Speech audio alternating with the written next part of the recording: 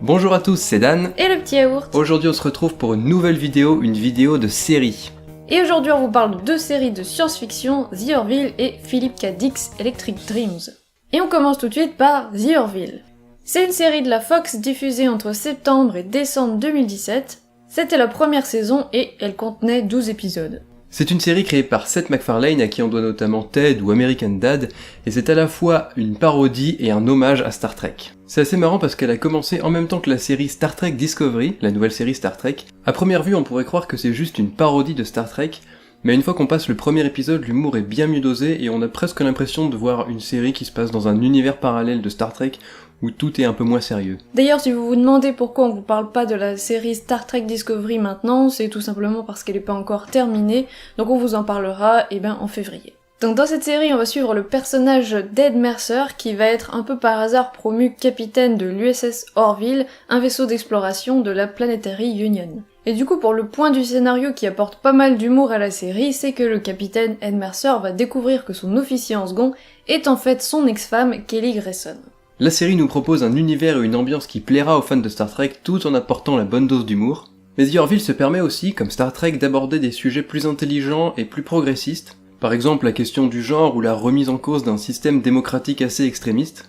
Mais elle aborde aussi des thèmes assez intéressants de la science-fiction, notamment avec toutes les races qui sont présentes dans le vaisseau, et aussi par exemple la rencontre avec un vaisseau colonie. Au niveau du casting, MacFarlane a pris le rôle principal du capitaine de seconde zone, et ça lui va plutôt bien. Pour le reste, les acteurs sont plutôt bons et frais. Comme des petits légumes. Voilà, ils sont assez frais. Les effets spéciaux sont plutôt corrects pour une série de cette envergure. Les maquillages des extraterrestres, pareil, ça tient plutôt la route. Au final, on a une bonne série qui tire pleinement parti des codes de ses modèles, tout en arrivant à se démarquer grâce à son ambiance et à son humour bien calculé, et en plus le casting marche super bien ensemble et ils sont super justes. Au niveau du premier épisode, moi j'étais un peu sceptique, je pensais que ça allait être une série vraiment très moyenne, très bof, et au final j'étais vraiment super contente de regarder chaque nouvel épisode chaque semaine, donc j'ai vraiment bien aimé. C'est peut-être pas la série de l'année dernière du coup, mais c'était plutôt pas mal. On continue avec la série Philip K. Dick's Electric Dreams. C'est une série de chez Channel 4 à qui on doit notamment Black Mirror et qui est aussi diffusée sur Amazon Video depuis septembre 2017 jusqu'à il y a pas très longtemps, la semaine dernière. Il s'agit de la saison 1 qui comporte donc 10 épisodes. Du coup, après Black Mirror et Dimension 404 dont on vous a déjà parlé sur la chaîne, voilà encore une nouvelle série anthologique de science-fiction. Mais la particularité de cette série, c'est qu'à chaque épisode, elle adapte une nouvelle différente écrite par Philip K. Dick. Philip K. Dick, si vous connaissez pas, c'est un auteur de science-fiction hyper prolifique à qui on doit notamment le matériau de base de grands classiques comme Blade Runner, Total Recall ou encore Minority Report.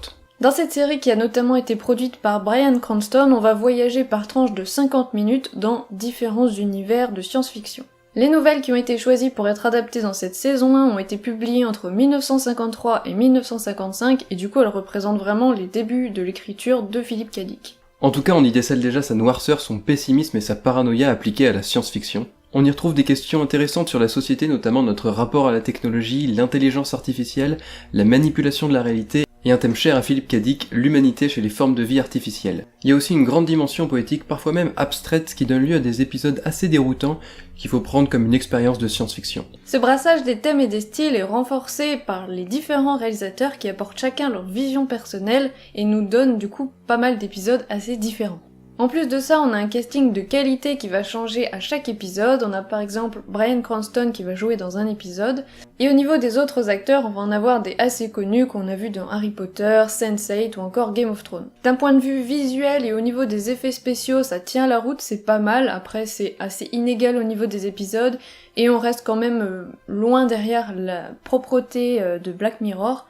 Mais ça tient bien la route. Et du coup, sur la globalité de la saison, il y a certains épisodes qui sont moins bons que d'autres, donc ça nous donne une série assez inégale. Mais on pourra mettre ses défauts sur le dos de la jeunesse des nouvelles qu'elle adapte, mais aussi sur certains partis pris narratifs et artistiques. Donc voilà, au final, on a une véritable anthologie de science-fiction avec son ambiance très particulière et ses épisodes très dramatiques, mais aussi poétiques. Voilà, c'est tout pour la vidéo. Si vous avez vu ces séries, n'hésitez pas à nous dire dans les commentaires ce que vous en avez pensé.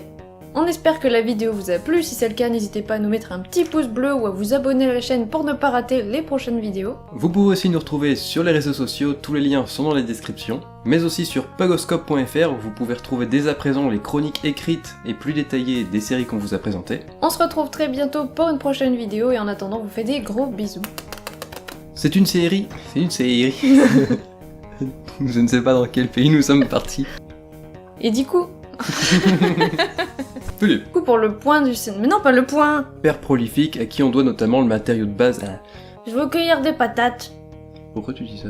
Mais on pourra mettre ses défauts sur le dos de la jeunesse des...